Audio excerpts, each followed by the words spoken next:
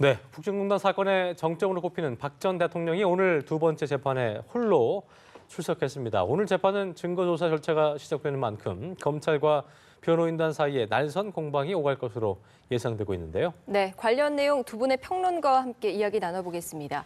최진봉 성공회대 교수, 최형도 전 국회 대변인 나오셨습니다. 어서 오세요. 네, 안녕하십니까. 네, 말씀드린 대로 박 전 대통령이 오늘 홀로 나와서 두 번째 정식 재판을 받고 있습니다. 오늘 재판에서는 일단 혼자 출석했다는 거, 일단 그 서중 조사라는 걸 한다는데 이게 어떤 건지 먼저 개념을 좀 들어볼까요? 예, 서중 조사라고 하는 것은 증거로 제출된 문서 형태의 증거들을 함께 보고 따지는 그런 과정입니다. 아마 검찰 측에서 그동안 조사했던 내용들과 증거들 있지 않겠습니까? 문서로 돼 있는 증거들을 전부 조목조목 얘기할 걸로 보여지고요. 거기에 대해서 재판부 그리고 변호인은 경청하고 문제가 있을 때 이의를 제기하는 쪽으로 그렇게 아마 조사가 이루어질 것 같고요. 증거로 충분히 받아들일 수 있느냐 없느냐 하는 부분도 논의가 될 것으로 보여져서 오늘은 단순히 그냥 증거들을 쭉 보고 그 증거들이 증거로서 합당하냐 안 하냐 이런 부분들을 따질 것 같고요. 원래는 최순실 씨하고 같이 올 걸로 생각했는데 최순실 씨 같은 경우는 서중 조사가 이미 끝났어요. 그래서 오늘은 박근혜 전 대통령 혼자서 출석하신 거고요. 이제 오늘 서중 조사가 끝나서 어떤 서류들을 증거로 채택할까를 결정하고 나면 이제 병합해서 같이 또 재판을 받을 가능성이 높다고 볼 수 있겠습니다. 그러니까 어떤 것이 증거로 하기에 좀 올바르고 합당하느냐를 이제 판단을 하는 건데 저기 그 대변인님 첫 번째 그 재판처럼 다 부인하고 그런다면 또 이게 또 시간이 지연된다거나 하면 오늘은 그 구체적 절차라기보다는요. 오늘도 아마 지난 첫 번째 재판처럼 박근혜 전 대통령이 직접 이렇게 문답을 하거나 이런 일은 없을 것 같습니다. 그리고 이게 이제 우선 이건 검찰이 이제 증거 요지를 설명하는 자리입니다. 그리고 이제 우리가 이런 걸 증거로 해서 이렇게 공소를 하게 되었다라는 것을 증명하는 거고 설명하는 거고요. 그래서 이제 변호사나 이제 피고인들이 검찰의 주장 요지의 근거가 뭐구나 해서 이제 변론 전략을 세우게 되겠죠. 그런데 이제 오늘 재판에서는 사실은 그래서 박근혜 전 대통령이 피고인 자격으로 무슨 답을 하거나 입장을 말하거나 하는 일은 없었고요. 오늘은 첫 번째 재판이 열리자마자 변호인들이 바로 그 형사소송 절차를 문제 삼았습니다. 뭐냐면은 이게 지금 서류 증거 조사 연기 요청을 했습니다. 뭐냐면은 이게 심리 계획 수립 전에 증거조사가 좀 부적절하다. 이게 형사소송법 296조에 있는 절차라고 합니다. 그래서 여기에는 이제 피고인이나 피고인 변호인이 증거조사에 대해서 이의 신청을 할 수 있고 변호인 측 주장은 우선에 공소 사실을 증명하고 또 그래서 입증 계획을 수립한 뒤에야 이게 증거조사가 이루어지는데 이게 너무 지금 단축되었다. 이건 피고인의 이익에 반하는 것이다. 그리고 유영하 변호사는 재판을 부당하게 연기하기 위해서 하는 이런 전략이 아니다. 이건 그 형사소송법상의 기본적인 절차의 문제다라고 이야기를 했고요. 여기에 대해서는 재판부도 일부 그 타당성을 인정했습니다. 이것은 사실 타당한 주장이지만 그러나 워낙 기록이 방대하고 정인도 굉장히 많아서 몇백 명이 되어서 이 시간을 무한정 이렇게 할 수가 없다. 그래서 이걸 추진할 수밖에 없다라고는 이야기를 했고요. 여기에서 이제 지금 이제 여러 가지 18가지 그 혐의가 있지 않습니까? 그 혐의 각각에 대해서 공소 사실의 요지는 이것이고 그다음에 여기를 뒷받침하는 그동안의 증거 자료는 뭐가 있다. 그리고 이건 또 상당 부분 지난번 최순실, 안종범 이 두 피고인에 대한 재판에서 나왔던 증거 자료들, 그런 서면 기록들 또 진술 자료들 이런 것들을 아마 제출하게 되고 이걸 변호인들이 다 듣고 피고인이 다 듣게 되고 이렇게 하는 것 같습니다. 네. 말씀하신 대로 오늘 재판부가 심리가 진행돼 왔던 최순실 씨 또 안종범 전 수석의 재판 기록을 검토할 것으로 보이는데 오늘 재판의 좀 핵심 내용은 뭐가 될 거다 좀 짚어주시죠. 여기 말씀하신 박근혜 전 대통령의 재판을 말씀하시는 거죠. 그 부분은 결국 이제 서중 조사이기 때문에 특별히 여기서 논쟁을 하거나 아니면 의견을 내거나 이러진 않을 것 같아요. 서중 조사에 대해서 증거로 채택하느냐 마느냐의 문제를 가지고 이제 얘기를 하는 거니까. 그렇지만 이제 다만 지금 말씀하신 여러 지금 안종범이나 아니면 최순실이나 다른 이재용 부회장이나 이런 조사 내용이 박근혜 전 대통령의 재판에 영향을 미칠 가능성은 높다고 봅니다, 저는. 왜냐하면 지금 병합으로 해서 처리를 하고 있기도 하고요. 두 재판들 사이의 연결고리가 너무 많아요. 예를 들면 박근혜 전 대통령의 뇌물죄 같은 경우에는 결국 이재용 부회장의 재판 내용이나 아니면 재판에서 나오는 여러 가지 증언들이 연결될 가능성이 높고요. 또 정호성 전 비서관의 재판에서 나오는 여러 증거들은 결국 국가 기밀 누설죄와 연관돼 있기 때문에 그런 부분들은 결국 최순실 박근혜 전 대통령의 재판에도 밀접한 영향을 미칠 것으로 보여지고 재판부도 그런 증거들을 가져와서 활용할 가능성이 저는 있다고 봅니다. 그러니까 두 사건이 결국은 연관성이 높기 때문에 그냥 분리해서 보기보다는 연관성 있는 증거들을 가져와서 그 증거들을 활용해서 재판에 이용할 가능성은 충분히 있는 그런 상황이라고 볼 수 있겠습니다. 검찰 입장에서는 공소했던 그런 그 내용 중에서 낼 수 있을 만한 그 증거는 오늘 다 그렇다면 그렇죠. 오늘 다 과정이 될수 있겠네요. 그렇죠. 오늘 이제 서면으로 돼 있는 거 모든 건 다 내겠죠. 증인이나 이건 나중에 부르겠지만 그렇죠. 서면으로 돼 있는 증거들은 다 제출할 가능성이 있고요. 이제 변호사 입장에서는 그 증거들이 뭔지를 보고 이제 대응 방안들을 논의할 거 아니겠습니까? 사실 박근혜 전 대통령 측 입장에서도 굉장히 중요하겠네요. 그렇죠. 중요하다고 보고요. 아까 최 대변인님 말씀하셨던 것처럼 그래서 공판 진행 절차를 완전히 마친 뒤에 그쵸. 서정 조사를 하자고 그랬어요. 그런데 재판부가 그걸 받아들이지 않아서 기각을 했는데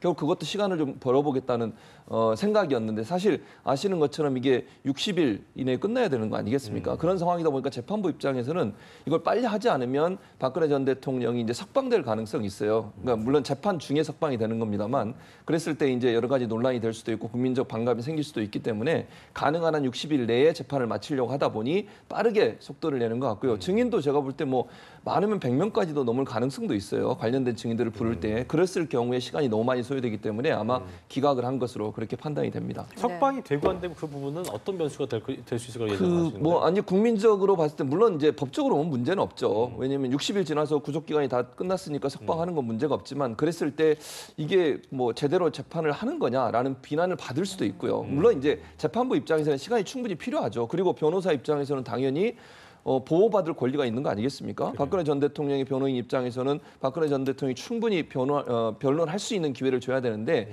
너무 급하게 하다 보면 결국은 제대로 변론할 수 있는 기회를 갖지 못한다는 불만이 있을 수 있고요. 그런데 국민적 정서 자체가 지금 구속돼 있는 피해자가 석방되는 거 그 자체가 하나의 이벤트로 보일 수 있거든요. 사실은 법적으로는 그게 뭐 그냥 일상 있을 수 있는 일이지만 국민들이 볼 때는 또 죄가 없어서 풀려나나 이런 오해를 살 수도 있을 것이고 그것이 법원이나 검찰로서는 상당히 피하고 싶은 그런 상황이라고 볼 수 있겠습니다. 그렇군요.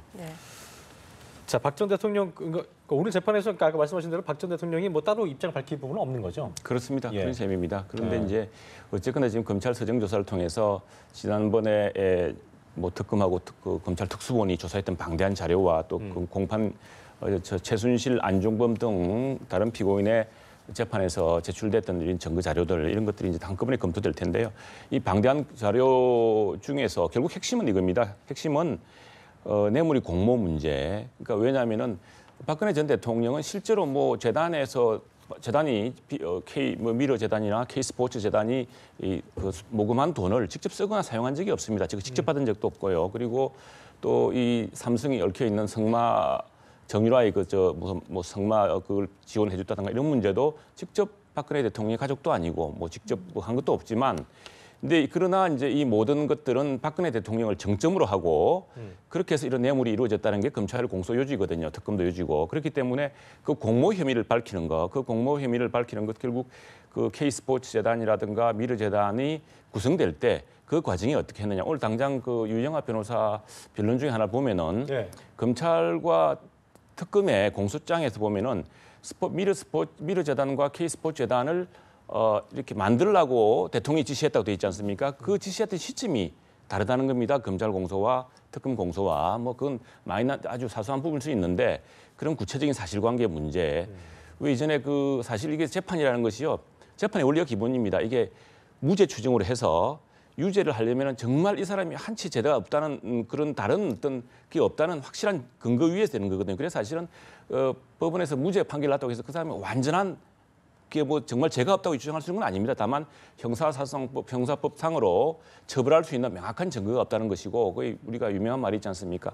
뭐 19명의 도둑놈을 놓치더라도 한 명의 억울한 피해자를 만들지 말아야 된다는 원칙이기 때문에 사실 형사재판에서는 그런 증거 하나하나가 심정적으로는 그럴 수 있겠다 싶고 또 한편으로는 정말 괘씸하다. 어떻게 저럴 수 있나 싶어도 실제로 그것이 앞뒤가 사실관계가 시점이 그리고 이게 실질적인 어떤 구체적인 증거 자료로 나타나야 되는 문제가 있어서 이 공모관계라는 부분, 실제로 대통령이 받지 않은 돈, 과거의 대통령 그 가족 사건과는 다릅니다. 과거의 사건은 그 가족들이 실제로 받았습니다.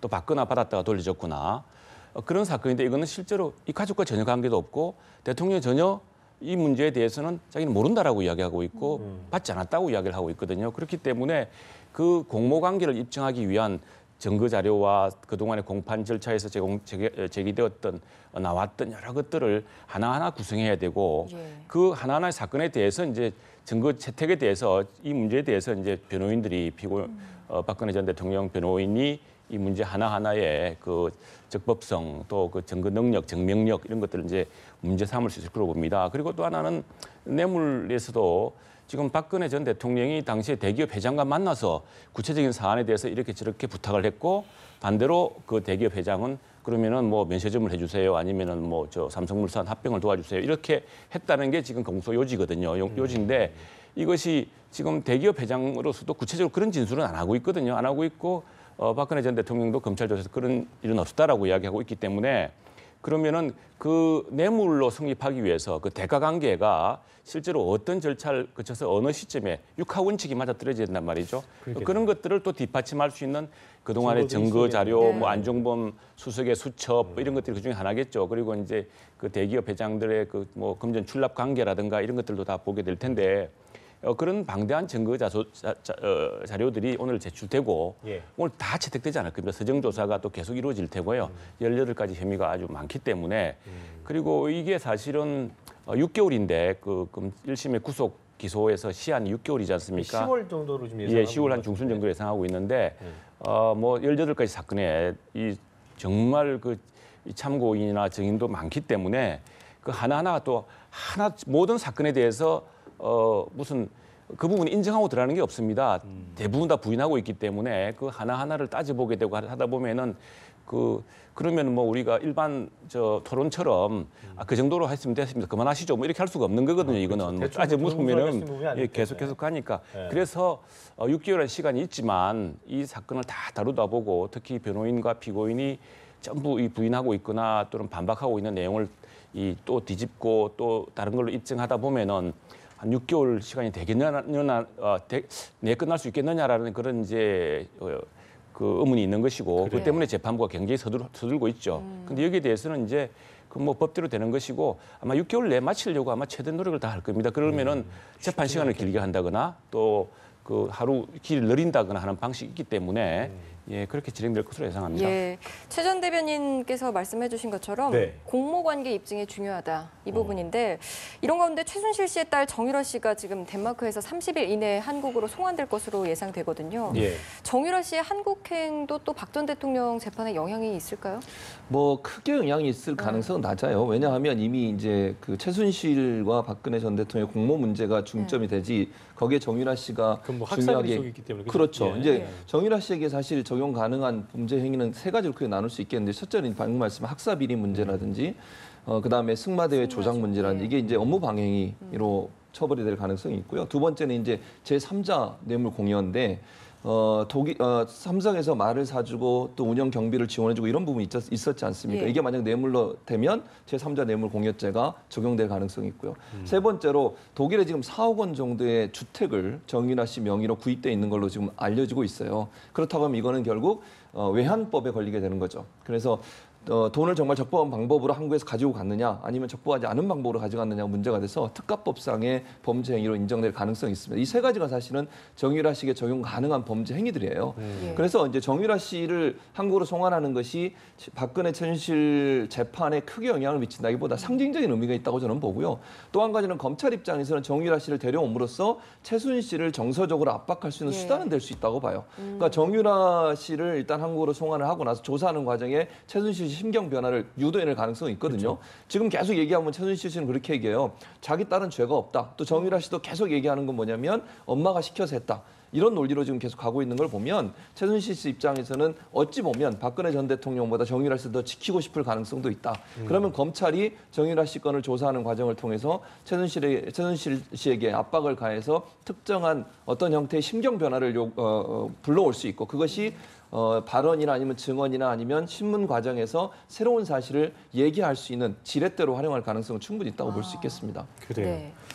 지금 말씀하셨지만 그 교수님 말대로 최순실 씨가 딸을 보게 되면 좀 어떤 심경 변화를 일으켜서 어떤 재판에 영향을 줄 수 있지 않을까 이런 예상도 있더라고요. 그거에 대해서 어떻게 좀 보시는지. 그 이제 보통 기소 단계에서 이제 그 프리바겐이라 그러죠. 이게 검찰이 이제 압박 수단으로 쓰고 그래서 그게 이제 그래서 아마 그 기소 전에 수사 상태에서 정유라를 빨리 송환하려고 우리 정부에서 노력을 했고 그렇게 했습니다. 이게 뭐 그런 이제 검찰의 기소 전략일 수가 있는데 이미 재판 단계이기 때문에 약간 그런 기소 단계에 쓸 수 있는 전략하고는 좀 거리가 멀어진 것 같은데 그런데 이 문제는요.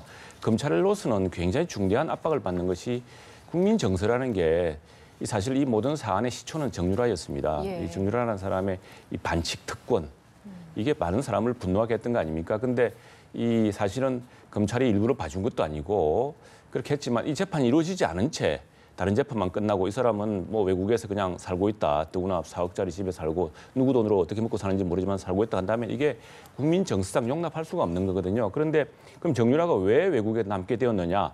외국에 이제 송환을 거부하고 덴마크 법원에 자기는 계속 덴마크에 남아 있겠다라고 이제 신청을 했기 때문입니다. 이게 말하자면 서구 민주주의 국가에서는 그 부당한 박해라든가 또는 종교적 박해, 정치적 박해를 피해서 뭐 난민 신청을 한다거나 또는 그 송환을 거부하는 이런 신청을 할 경우에 그걸 심사하는 절차가 있는데 이 정유라 씨 사건의 경우는 전혀 그런 관계가 없거든요. 단순히 국내에서의 처벌을 피하기 위한 수단이라고 봤기 때문에 그 덴마크 법원에서도 그 송환 거부 요청을 기각했던 것이고 그래서 지금 그 문제에 대해서 국민들의 첫 분노를 일으켰던 사건에 대해서 일종의 이제 단죄가 이루어져야 되는데 그 단죄가 여러 단계가 있겠죠. 하나는 국정농단이 일어났던 그 큰 어떤 구조에서부터 또 이 국민들의 분노를 불러일으켰던 어떤 학생이 말이죠. 아무 무도 없이 갑자기 금메달 리스트가 되는데 금메달을 따는 과정에서의 부정 의혹 문제 또 그걸 근거로 이화여자 대학이라는 대학에 입학하는데 그 특혜가 있다는 문제 이게 사실은 우리 사회의 공정과 또 정의를 흔드는 가장 기본적인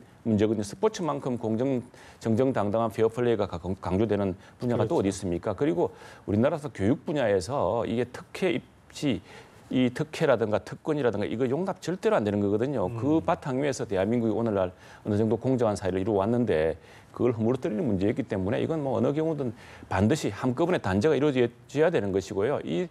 이 사람은 뭐 바깥에서 그냥 아무 일 없던 듯이 이렇게 있는데 여기 다른 단죄가 이루어진다고 해서 국민들이 용납할 수가 없기 때문에 검찰로서도 시급한 문제이고 또 덴마크 법원도 더 이상 이 사람을 덴마크에서 보호해줄 아무런 이유가 없다고 결정했기 때문에 이루어질 거고요. 아까 말씀하신 그 최순실 씨 심경에도 상당히 영향을 미칠 겁니다. 왜냐하면 이리 될 경우에 이제 자기 딸을 보호하기 위해서 뭐 하지 않았던 마지막 무슨 이야기를 한다든가 또는 또 하나는 이 정유라라는 사람이 이제 피고인 서가지고 본인이 또 엉뚱한 이야기를 할 수가 있어요. 아니 그 과정은 내가 들어보니까 이런 과정이었다고 해서 최순실 피고인이 숨겼던 대목 또는 입시 당사자들이나 스포츠 업계에 몰랐던 대목이 나온다는 거 해서 재판에 영향을 미칠 수는 있겠죠. 그러겠네요. 네.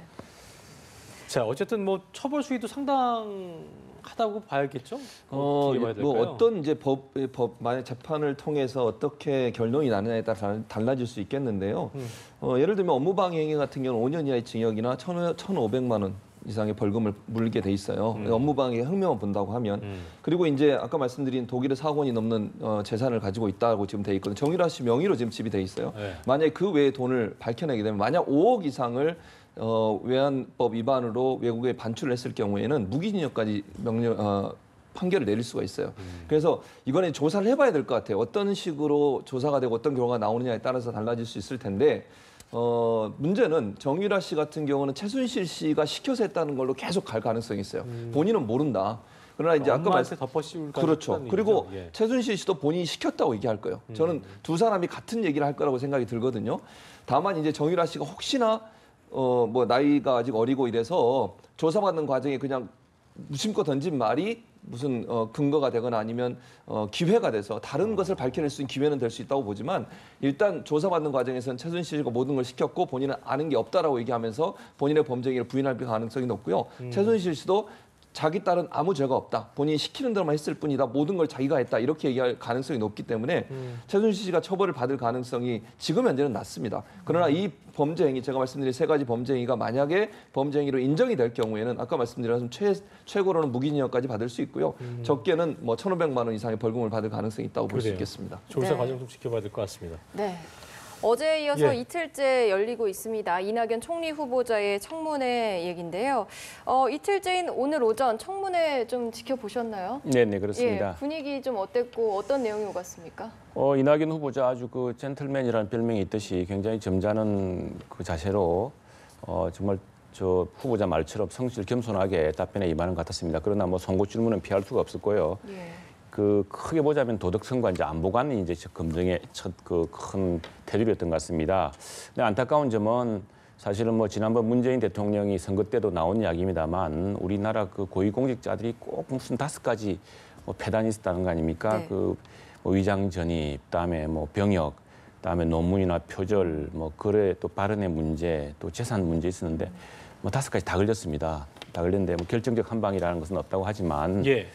자, 위장 진입 그 부인이 교사로서 강남구청에 있는 학교의 교사가 교원으로 이제 교사로 증언하기 위해서 그쪽에 뭐 위장 진입한 사실, 또 자식의 병역 이건 뭐 그 병이 있고 이 부분을 통해서 참 부모로서 특히 아버지로서 정말 죄인된 심정이라고 솔직히 밝혔기 때문에 이건 뭐 참 안타까운 대목이고요. 그다음에 이 논문 뭐 학자가 아니니까 논문 표지는 없었습니다만 또 기자로서 지난 5공화국 당시에 썼던 전두환 전 대통령을 당시 군부 독재자자 뭐 지금 광주 그 5.18 사건의 그 내란 업무에다가 또 발포 명령자 이렇게 돼 있는 거 아닙니까? 근데 당시에 뭐 영도자라고 썼던 표현 참 이런 것들이 역사랑에 무섭습니다. 이런 게 다시 덜추어져 가지고 부끄럽다라는 또 답변을 이끌어냈고 재산 문제도 뭐 큰 탈이 없을 줄 알았더니 그 저 부인의 그림을 판매했던 문제하고 그다음에 또 자식의 그 아들의 그 전세 강남 집에 전세금 문제 자금 출처 뭐 이런 문제가 그것도 다 해명이 됐습니다만 처가에서 많이 대준 것으로 이렇게 이야기하고 있습니다만 이런 것들이 이제 다 하나 나와서 참 우리나라의 공직 검증 기준에 대해서 이제 앞으로 고위공직 하실 분들이 다 새겨봐야겠구나 이걸 느끼고요. 그리고 이제 안보관 검증 이 야당 입장에서는 그리고 이제 또 제가 지난번에도 이 자리에서 말씀드렸습니다만 사실은 이런 그 도덕성 문제보다도 오히려 이 도덕성 문제에서는 언론을 뒤흔들 만한 뭐 결정적인 사소한 흠결이나 여러 작은 흠결은 있지만 또 없었으면 좋겠지만 이런 게 이제 나왔지만 그래서 저는 정책 검증 결국 개헌이라든가 그다음에 그 공공 일자리 문제라든가 이런 문제들이 이제 큰 이슈가 됐을 테고 그다음에 안보관 검증은 이건 특히나 야당 한국당이라든가 바른당이라든가 또 국민의당도 마찬가지입니다. 이 문제에 대해서 대북관 같은 것에 대한 이제 질문이 이어졌죠. 여기 이어졌는데 그 안보관 문제에서는 그 이낙연 후보자가 과거 민주당 의원 시절에는 사실 뭐 그 천안함 폭침 사건에 대해서 북한의 배후 문제에 대해서 뚜렷한 주장을 하지 않았습니다. 그리고 오히려 그렇게 북한을 지목하는 것에 반대하는 입장이었는데 이번에는 천안함 폭침은 북한의 배후라고 생각한다라고 확실히 밝혔고요. 여러 가지 그 대북 관계 문제에서도 그 조심스러운 그리고 그 한국당이나 보수 정당에도 충분하게 다가갈 만한 그런 설명을 한 점이 또 눈에 띄었습니다. 저기 교수님은 어떻게 좀 보셨는지, 그러니까 뭐 상당히 야당 측에서는 또 이제 여당 측에서는 인신 공격성의 질문은 좀 삼가해 주지 않겠냐 이런 얘기도 나왔었는데 어떻게 좀 보셨는지. 뭐 이제 청문회라는 게 그렇잖아요.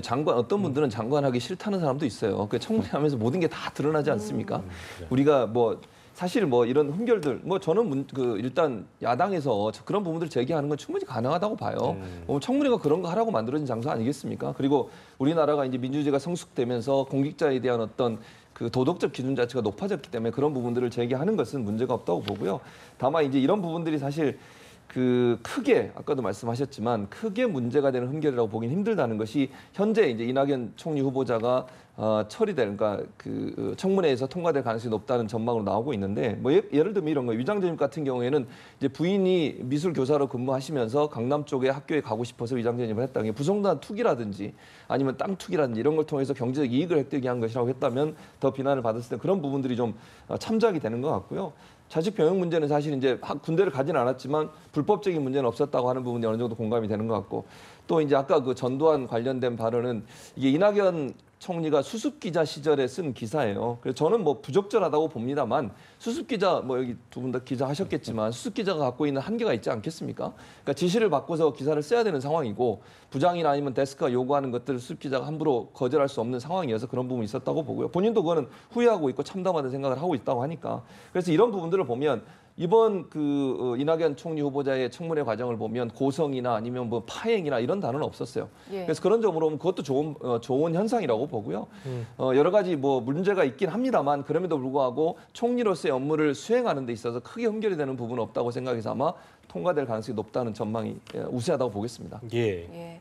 또 어제 청문회 도중에 일부 야당 의원이 문자 폭탄을 좀 받았던 것 때문에 논란이 됐다고 하는데요. 이 부분은 어떻게 보십니까? 저는 부적절하다고 봐요. 그러니까 국회의원으로서 당연히 해야 할 일을 하는 거 아니겠습니까? 물론 자기가 지지하는 어떤 정당이나 지지하는 정부나 지지하는 사람에 대해서 공격적인 발언을 하는 것에 대해서 문제를 제기할 수 있겠지만 그렇다고 하더라도 국회의원이 의원으로서 정상적인 활동을 하는 것에서 문자 폭탄을 보내는 것은 바람직하지 않고요. 정상적인 방법으로 의견을 제시하는 건 좋겠지만 이렇게 되면 결국 국회의원들 입장에서는 제대로 의정 활동을 할 수 없지 않겠습니까?